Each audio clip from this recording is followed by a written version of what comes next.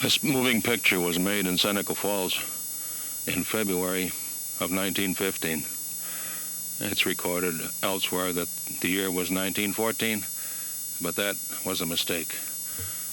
A moving picture company came in from God knows where and sold retail business people on the idea of, as an advertising gimmick, of subscribing, and then if the individual put his name on the dotted line and came up with X number of dollars, his business place was shown. In the original movie, at least half of which no longer exists, in the original movie, I'm sure almost all of the retail establishments were shown. But that part of the film, which was salvaged, and which you will see, probably shows no more than 10 or 12 retail establishments. The picture showing the business section, the main street, of course, different streets, different shots in the central part of the village. Those pictures were made on Saturday, the 14th.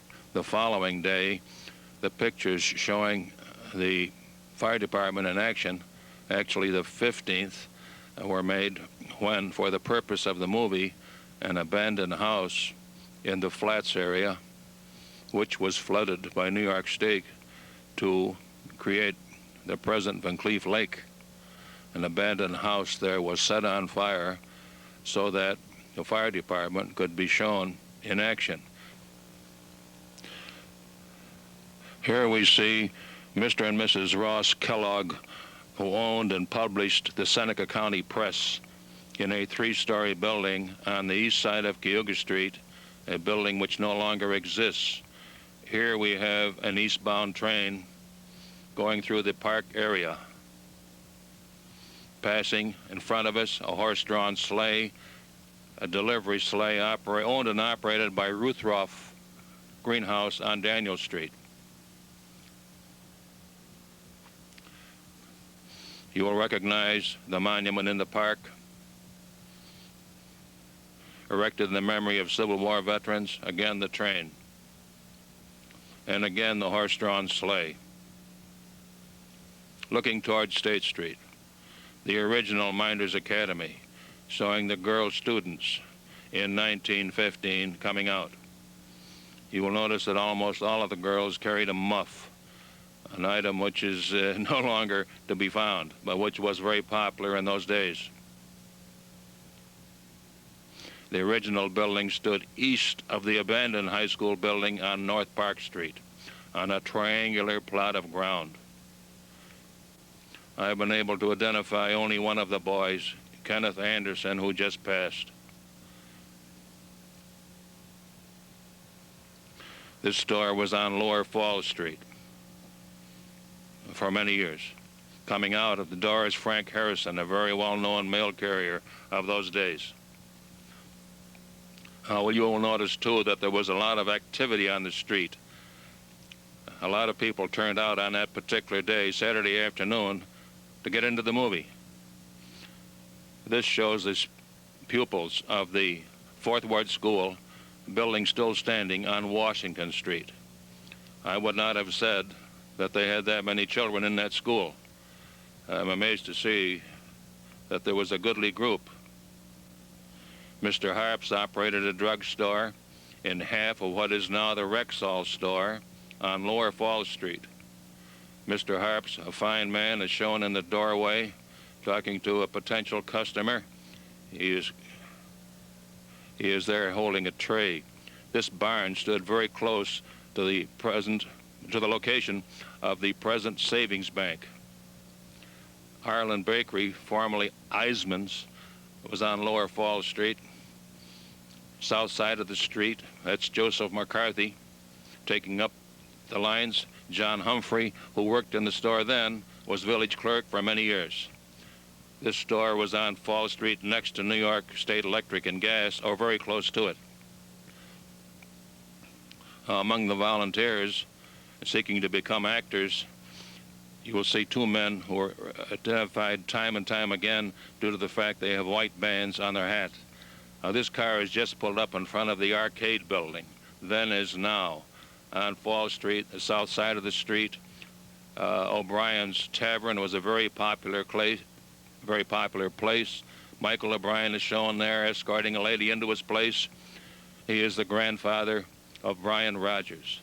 St. Patrick's Parochial School stood, this being the original building, in the same location as the present school. That school, too, had more children in attendance than I would have remembered.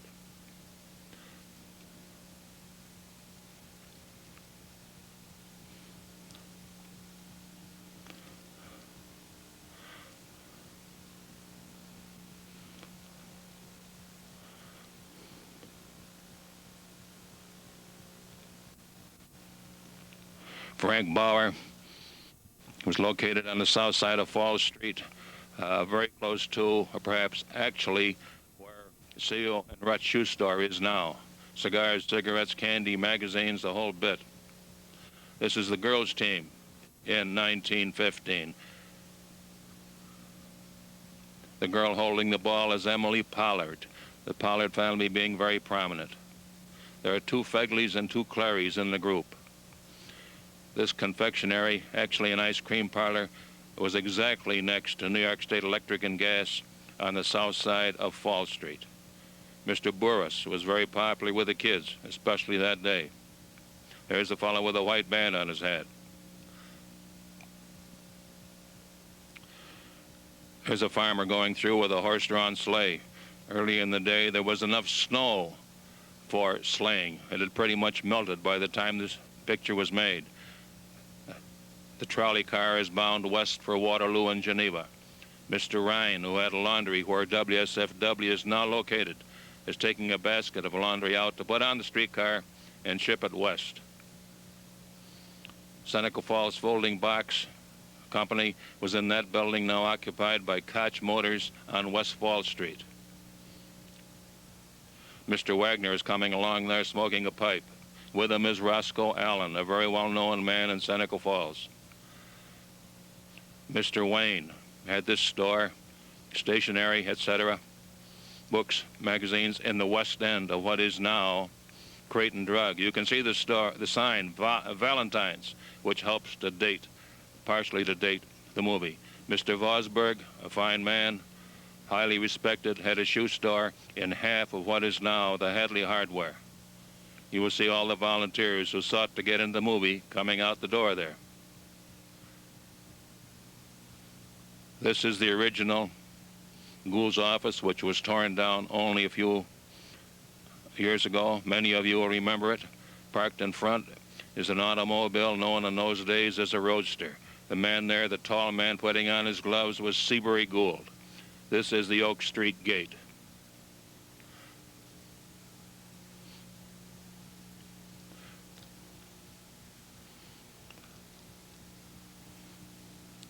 Right there is Mr. Barton, a veteran of the Civil War. Williams and Son Jewelers, located then as now. Same location. I think you'll recognize the front of the building.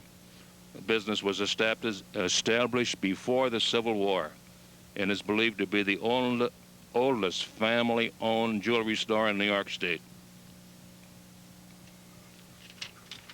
Ammons and Dobson's, leather goods principally. If it were made of leather, Emmons and Dobson's could make it or get it. In the back room, they made harness. Again, you see many volunteers coming out carrying packages of one kind or another. The First Ward School you will recognize, many of you will recognize, some of you almost surely attended it, abandoned quite some time, standing as an eyesore on State Street today. And again, more pupils than I would have said were in attendance in those days. The kindergarten and 8 grades in the building.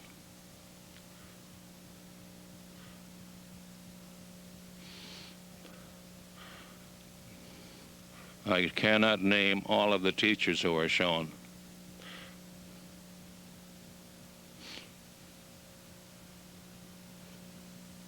That is Miss Mary Rogers, who taught most of her life in that building.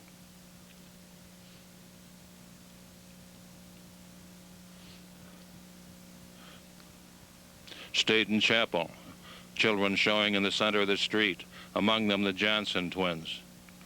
That farmer is taking that cow over to the New York Central Freight House, or it'd be shipped to a slaughterhouse in Buffalo. William Loudon on the south side of Fall Street, about opposite the present Lincoln Bank. That kind of cart was used in those days by painters and paper hangers to move their tools to and from jobs. This shows a house coming out of the flats area. Maybe 15 or more houses were moved out of the flats area before it was flooded into different sections of the village. This one shows one going west on Fall past Cayuga Street with 6 teams of horses. This was the first building erected in Seneca Falls as an automobile repair shop and garage. It stood on the west side of Cayuga, where the entrance to the parking lot behind the State Bank is to be found. You recognize this building, or you will shortly. It's the original Episcopal church standing on Baird Street and used for years by Westcott, Rule and Block. They, too, had many more employees in those days than they have now. Mr. Westcott is coming along there, the father of the present Philip Westcott, known to many of you. Again, we see the Seneca County Press Office. Mr. and Mrs. Ross Kelly. Followed by David Fernese. This shows construction, or rather destruction, of buildings in the rear of Fall Street, in the center of the village, preparing for the changes that were made in the canal. We're looking northeast, east principally, toward Cayuga Street. This is the lock and dam under construction. Apparently all work ceased in the wintertime. That's one of the dredges which was used to deepen and widen the present channel.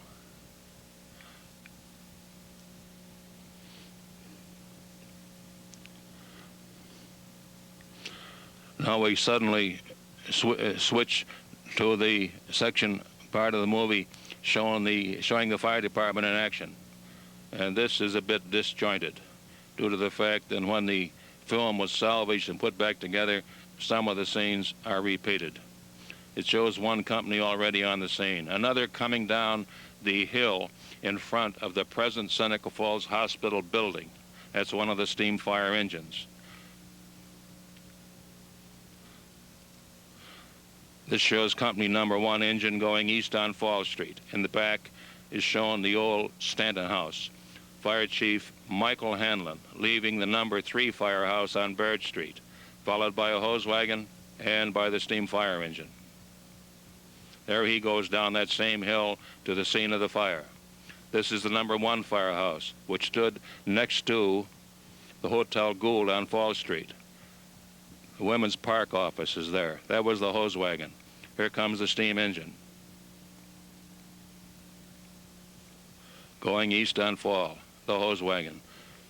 Fire Chief Michael Hanlon at the scene with Stuart Hill, who was Chief of Police.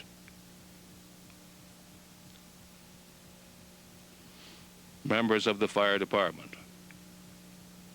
Michael Hanlon was a highly respected and esteemed man in this village for years. He gave most of his life to the fire department, serving as chief for at least 25 years. Stuart Hill, Chief Hanlon, Hugh Gilmore, a police officer. There are some of the horses which were beautiful and which were beautifully trained. Leaving the scene. The man shown there, I think, if you'll permit me to say so, is my father, Joseph McKeown, one of Chief Hanlon's assistants.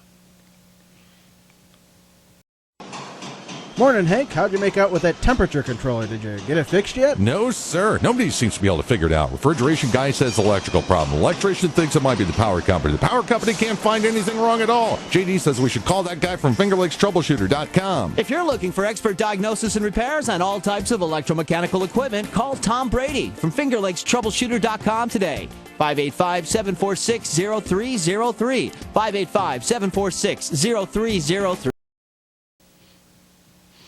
Now again, company number 1 is shown arriving at the scene.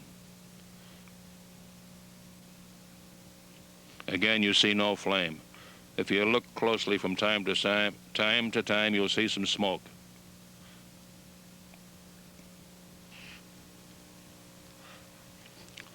Although as something that was intended to be spectacular for the purpose of the movie, there was hardly anything to be seen there which would identify the building as being on fire. The movie company, the cameraman, the fire department were there 2 hours, which of course is hard to believe now due to the fact that hardly anything at all is shown.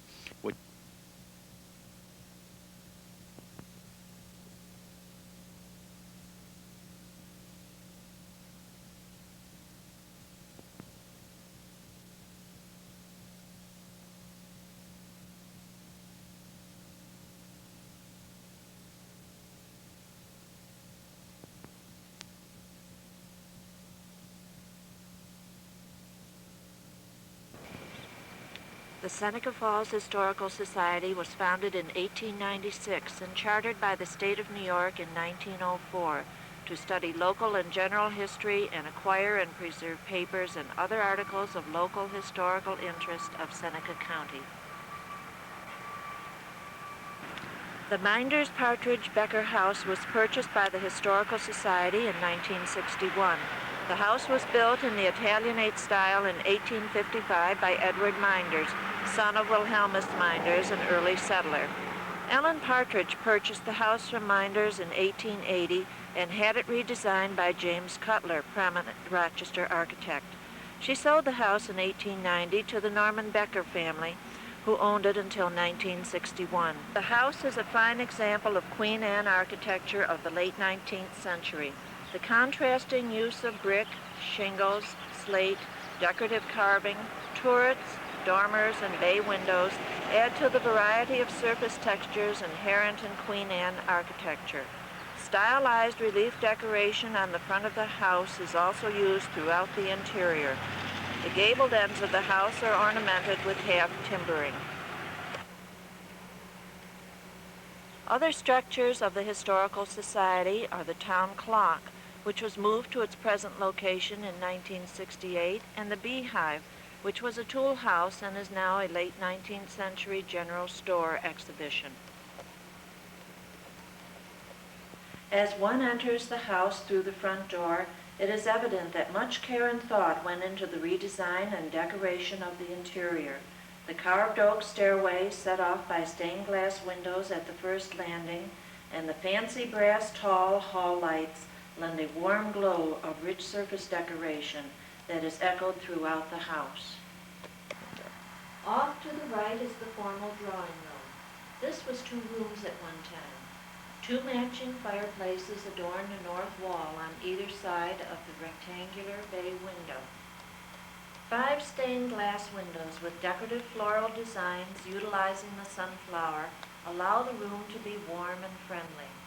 The room is furnished with examples of 19th century furniture including Empire, Rococo Revival, Eastlake, and Renaissance Revival.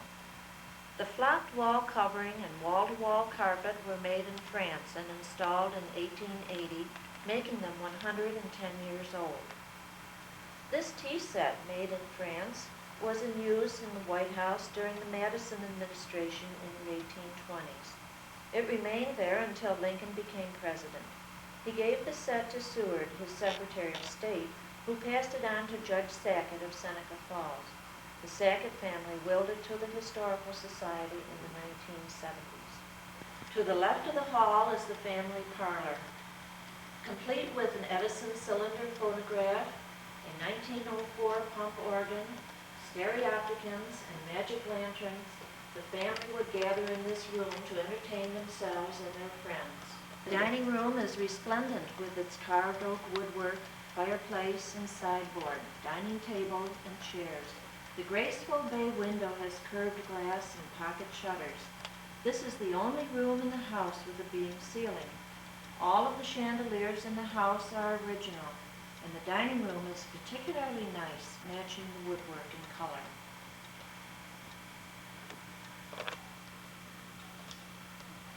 Off the dining room is the butler's pantry and kitchen. China and crystal would have been stored in the pantry. A special feature of this room is the copper-lined sink.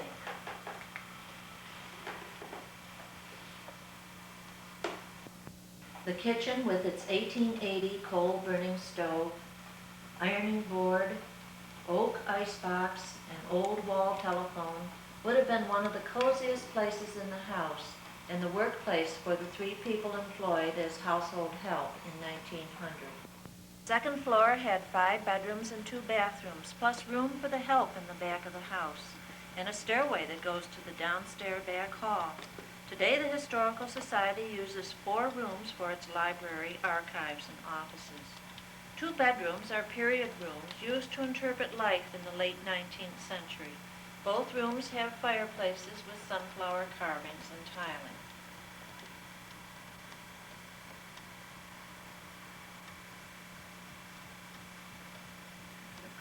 A bathroom off one of the bedrooms is typical of the period, with its interesting wood paneling and clawfoot tub. The 3rd floor, added in 1880, was used for a variety of purposes. Rooms for the help, sewing room, trunk room, billiard or ballroom, children's bedroom and playroom, and 2 or 3 bathrooms. To grow up in a house with so many nooks and crannies and passageways must have been a treat for the 6 Becker children and their friends. Today, the Historical Society uses the 3rd floor for exhibits on local history. The Sylvania Room displays 50 years of picture tube history, commemorating the many years that the Sylvania Corporation was located in Seneca Falls. The children's playroom is filled with toys of the Victorian era and includes a fine collection of dolls and a wonderful set of Schoenhut circus toys. The stained glass window in this room with its painting of the Hoeg sisters was saved from the Hoeg house when it was taken down years ago. The local industries room gives an overview of the many items that were manufactured in Seneca Falls from the 1820s to the present. Because of the available water power, manufacturing played a most important role in the development of Seneca Falls. The pump industry began here in the 1830s and has grown with companies merging over the years to culminate in Gould's Pumps, one of the world's largest manufacturers of pumps. Other manufacturing companies of Seneca Falls include the Westcott Roll Company, begun in 1873. Still in business, it is now called the Acme United Corporation. The Seneca Falls Rule and Block started in 1875 and went out of business in 1947.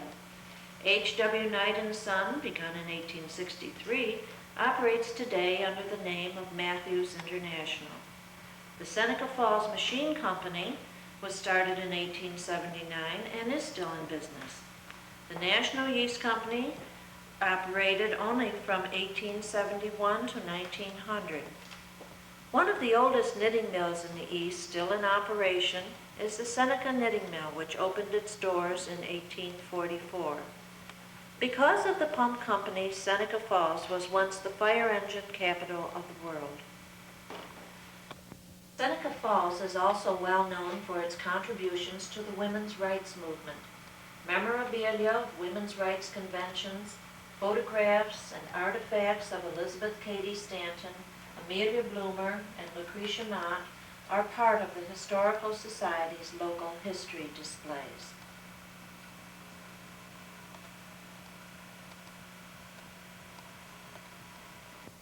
The changing exhibits room is changed several times a year with a variety of displays on Indian history, Italian heritage, quilts and coverlets, and local architecture. The Indian exhibit shown here is done in conjunction with the 4th grade school curriculum on Indian history.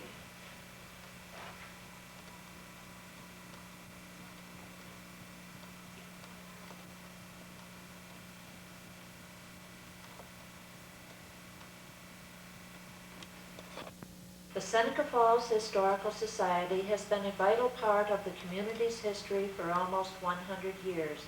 With continued community support, it will maintain its dedication of preserving and presenting local history.